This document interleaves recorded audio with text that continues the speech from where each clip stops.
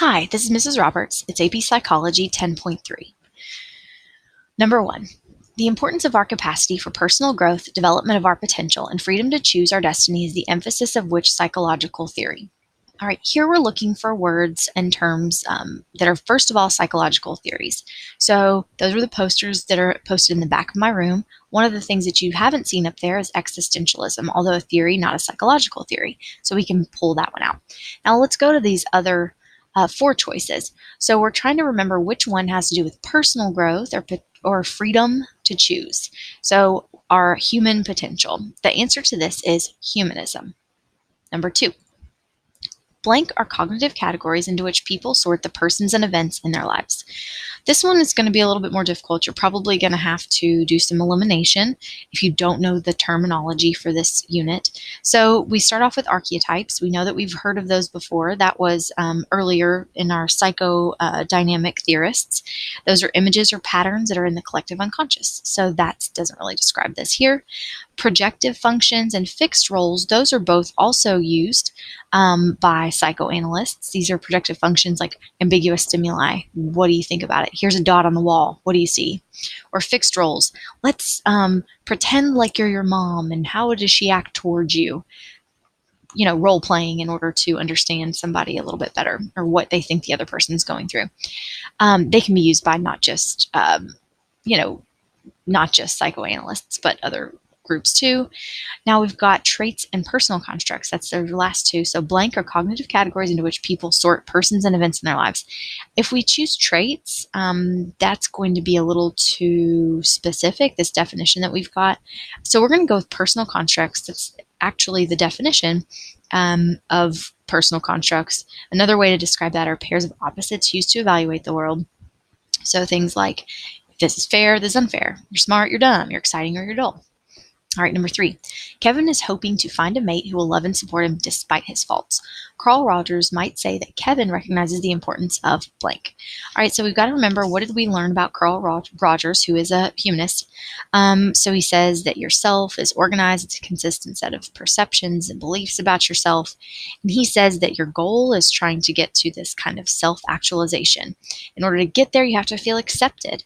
Right? So he says, how do you feel accepted? Well, that starts in your home. How do you get to this place?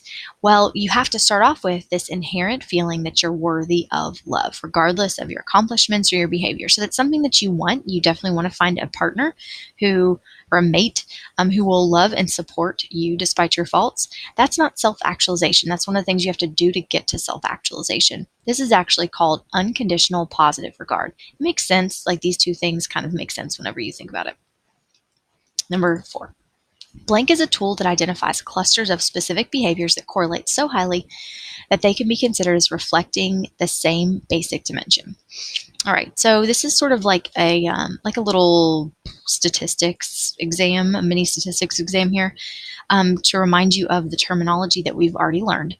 So meta-analysis, that is using lots of data, right, and kind of poring over lots of results to then figure something out. That's not your own data. Another way of saying this is quantitative synthesis. So these are the same thing.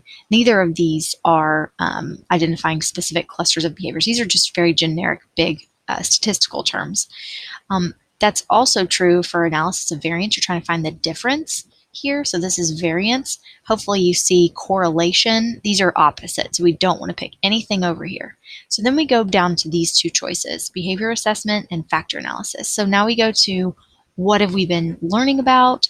Do we know what those definitions are? So if we go to factor analysis, what is described here is exactly what a factor analysis is. So you're trying to, again, identify clusters of specific behaviors that correlate. Why is it not behavior assessment? So a behavioral assessment is a tool, that's our work so far, that identifies clusters of specific behaviors that correlate so highly they can be considered as reflecting the same basic dimension. That's too specific. A behavior assessment can do much more than just this, right? All right, forward. Number 5. Dr. Creyson rejects the Big 5 model of personality because she believes that people are so different it's impossible to describe them all with a common set of traits. What kind of trait theory would Dr. Creyson favor?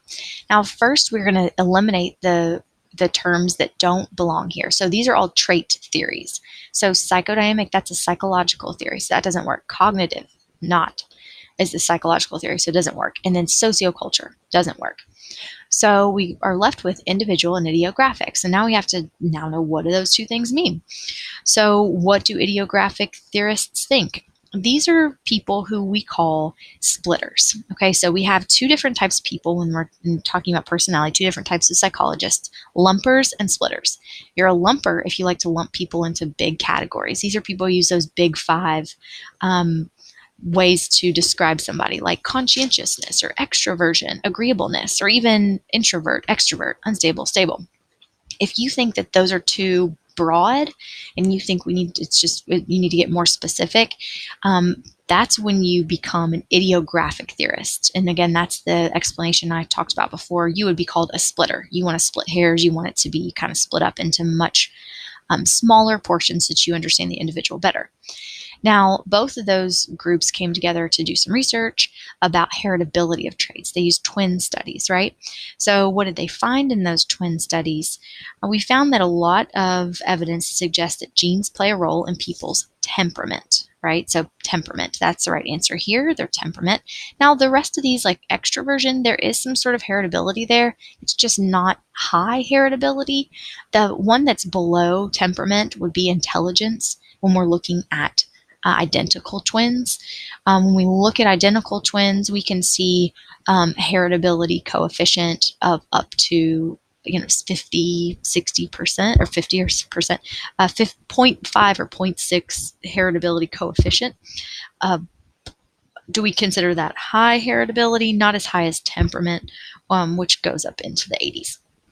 All right, number 7, why was Hippocrates' theory of personality significant? Now, even if you don't know the answer to this, hopefully you know who Hippocrates is. And you're like, okay, that's the Hippocratic Oath, medicine. What am I talking about here? So he's a doctor. So you're looking for something here.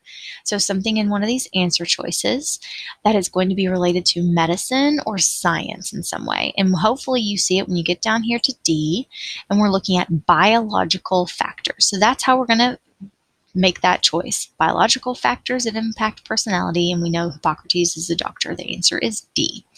Moving forward to 8.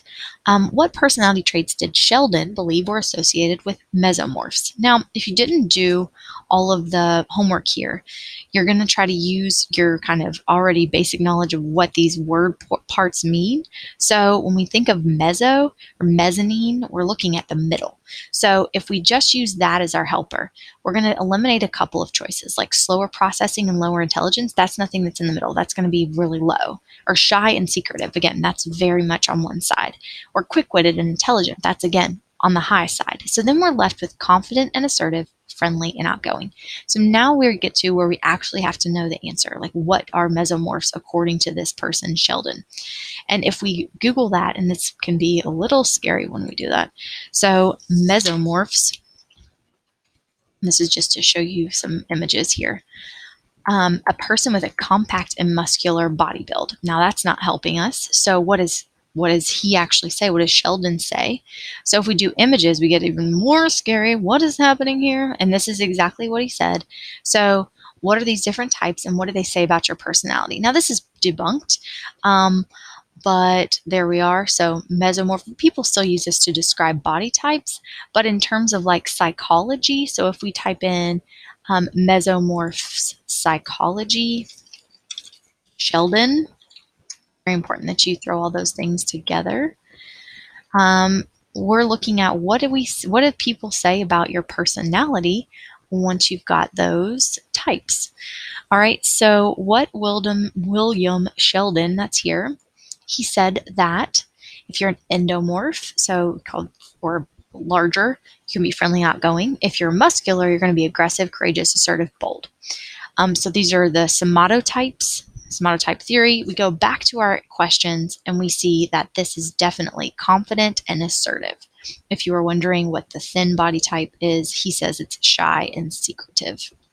Well, you're welcome. Have a great day. Bye.